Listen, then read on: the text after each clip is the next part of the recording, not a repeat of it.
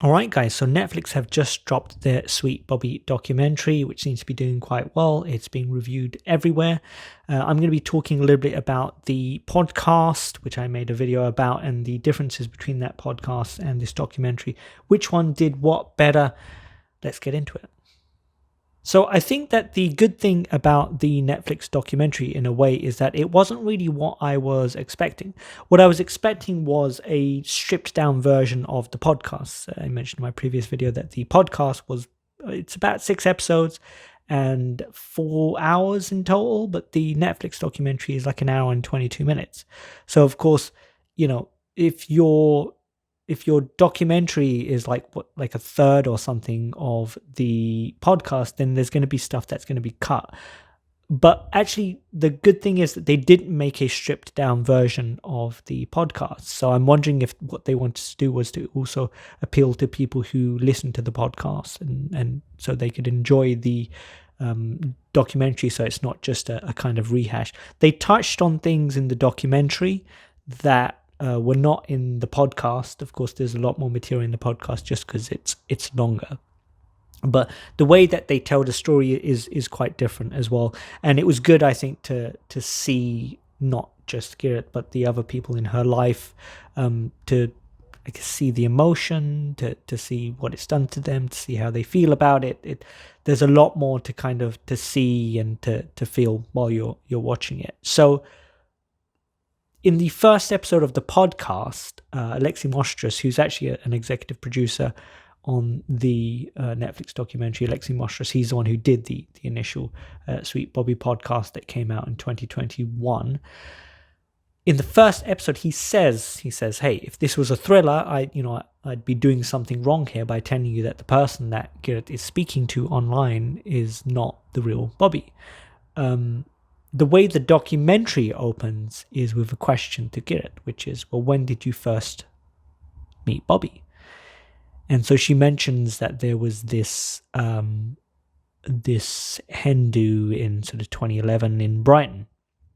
And she describes essentially the same thing in the podcast, which is that, well, it was quite loud, it was a club, and Bobby didn't recognize me, even though we'd been speaking online for a certain amount of time. He didn't seem to recognize me. Maybe he was drunk. Maybe I didn't want to embarrass him, so I didn't push it. And she mentions also in the documentary that this was kind of a sliding doors moment where things could have turned out very differently. She could have avoided the next sort of 7-8 years of her life had she just pushed him just a little bit.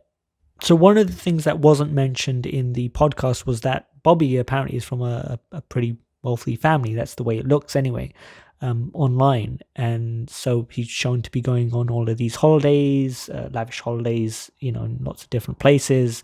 And he seems to be from a well-to-do family.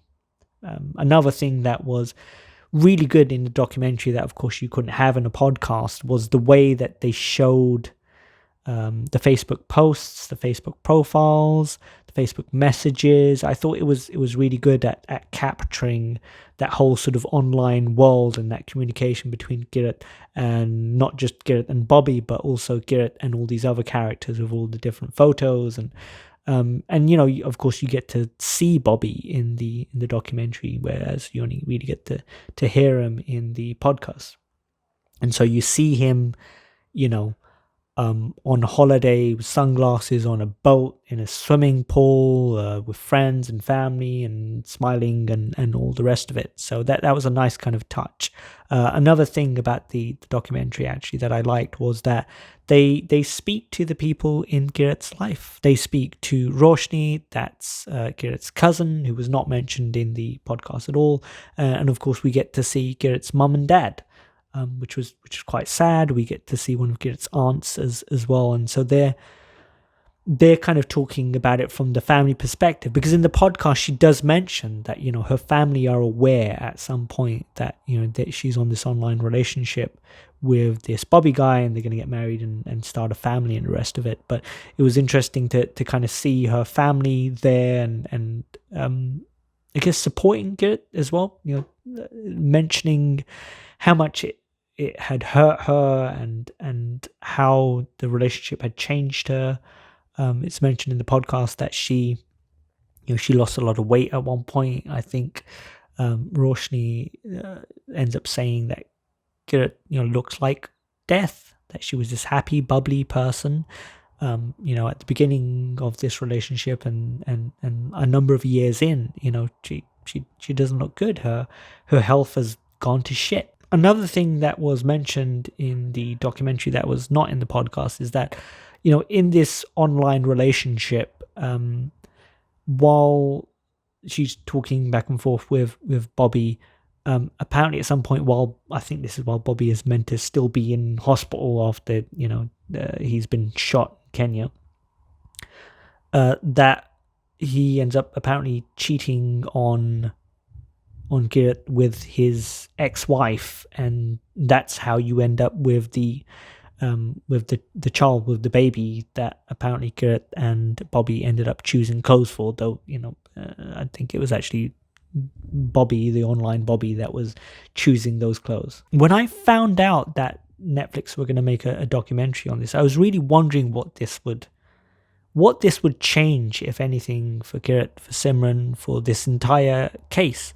One thing has changed, which is that the police have reopened the case against Simran. Whether or not that will go anywhere, I don't really know. I mean, Netflix is one of the big five tech companies. If somebody makes a Netflix documentary on something, it's going to be seen. So what is going to change with this? One of the things that I was quite disappointed about was that the podcast came out in 2021 and this Netflix documentary just came out. And I was hoping that there would be some sort of update legally, that there would be some update in the story about Simran and Kirat. And there really hasn't been. There really hasn't been anything new. Perhaps the documentary itself will start a new conversation. Of course, it's going to be seen by, millions of additional people that did not listen to the podcast or are not inclined to listen to podcasts. I would like to see if in a year's time anything has changed. That would be nice. One of the things in the documentary, and this is mentioned, of course, by Kirat's dad as well, is that, catfishing is not illegal in the UK, but it should be. I mean, there's a question here about what catfishing is and to what extent it should be illegal, but they don't really get into the complexities of that.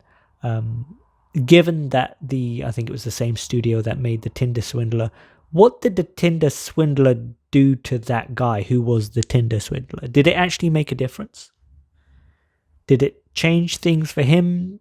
I haven't caught up with that story. Was he ever convicted of anything? Has it stopped him from doing what he was doing? And, at the end of that documentary, it seems to be that, he's just found a new scam. He's a con man. That's his job. That's what he's going to do.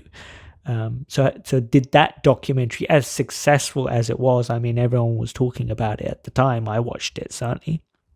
Did it change anything? I recall in the podcast and in the documentary that Kirat says that when Simran finally confesses that morning, that Simran says, "I've ruined my own life." Like, she was feeling much more sorry for herself. And I remember thinking, in a sense, she's kind of right. Or is she? For somebody like Simran, you really wouldn't want your face or name or life plastered all over the internet, saying that this is the thing that you've done, that you spent 8 years pretending to be some guy online, and actually that you have a habit of doing this, of playing people online and manipulating people and controlling them and abusing them. And one of the experts in the podcast does actually say that what happened to Kirat might fall under coercive control, which has been illegal in the UK since 2015. What's going to change for her? I did notice since the documentary dropped, I've had a lot more difficulty finding pictures of Simran Bogle, and it's mentioned in the podcast as well that there's not much of her online in terms of social media. What's going to change for her? Are the police going to pursue this. This is kind of there's like a 5-minute window on internet terms for when people are interested in a particular topic.